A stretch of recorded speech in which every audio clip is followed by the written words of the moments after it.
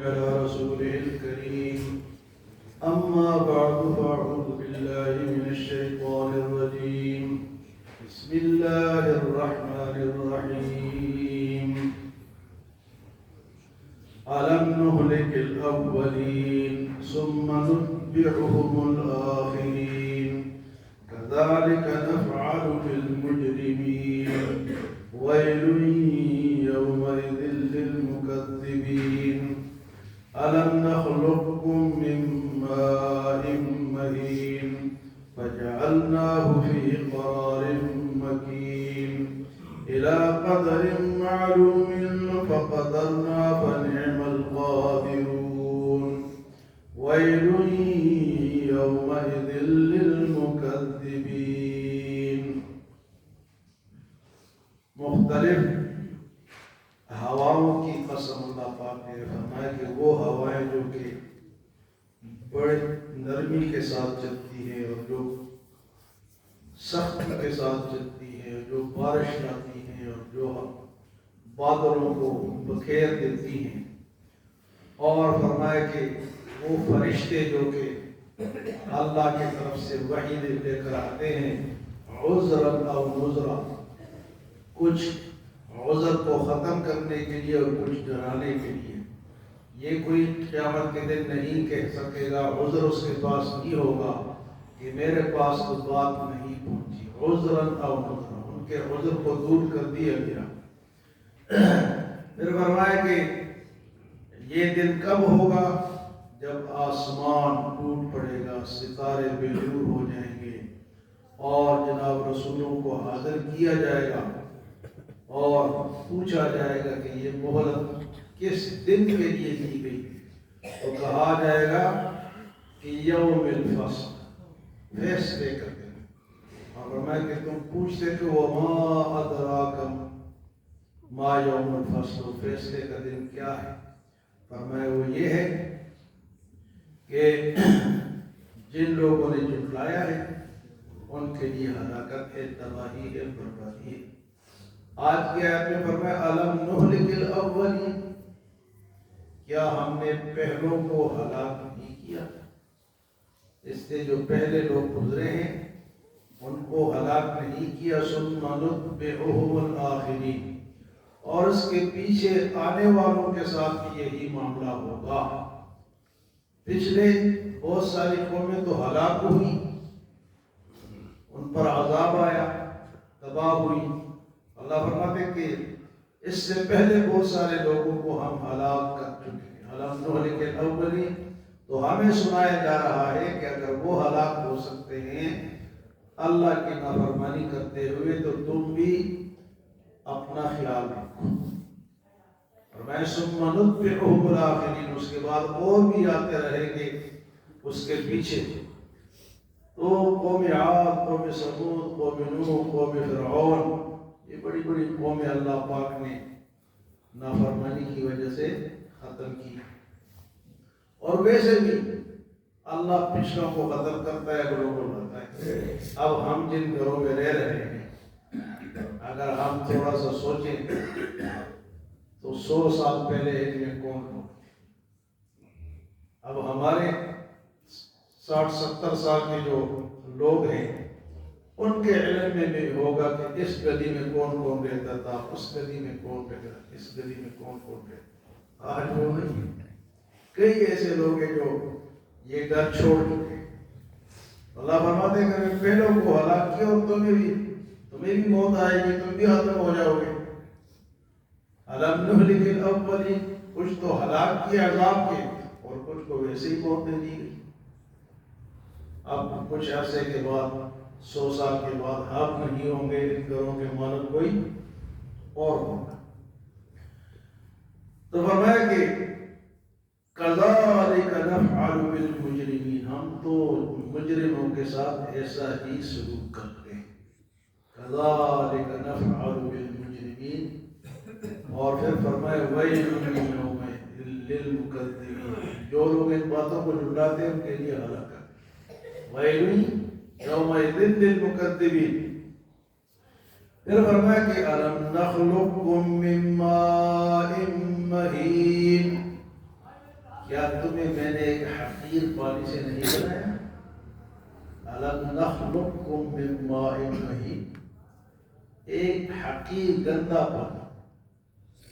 آج انسان کہتا ہے کہ میں تو بہت بڑا ہوں، میں بڑا، میرے جیسا کوئی ہے ہی نہیں. اللہ نے یہاں انسان کے تکبر کو توڑا ہے. تو اپنے خلقت پہ ذرا نظر کر، کس چیز سے تو بنا اور باتیں کیسی کرتا ہے. الم نخلقکم من ماء مہین، اور دوسرا بندہ فرعون ہے اور یہ نہیں بات کہ میں بنا کس چیز سے ہوں. اس گندے پانی سے کہ کہیں لگ جائے تو دو کہ ہماری حالت خراب ہو جاتی ہے، اتنا دھونا پڑتا ہے. اس سے تو انسان بنا ہے. الم نخلقکم من ماء مہین وجعلناہ فی قرار مکین، اس پانی کو ہم نے پھر ایک قرارگاہ میں رکھا، ایک جگہ پہ رکھا. رحم مادر میں، ماں کی پیٹ پہ اس قطرے کو ہم نے رکھا. وجعلناہ فی قرار مکین الی قدر معلوم، ایک وقت کے لیے، ایک مدت کے لیے اس قطرے کو رکھا ایک جگہ پہ ایک وقت کے لیے. فرمایا فقدرنا فنعم القادرون، بس کیسا بہترین ہم نے رکھا. کوئی اور کر سکتا ہے؟ یہ اللہ. پہلے پانی ہے جناب، حاجی، گاڑا خون، پھر کوترا، پھر گوشت، پھر ہڈیاں. 40 دن کے بعد ان کی تبدیلی ہوتی ہے.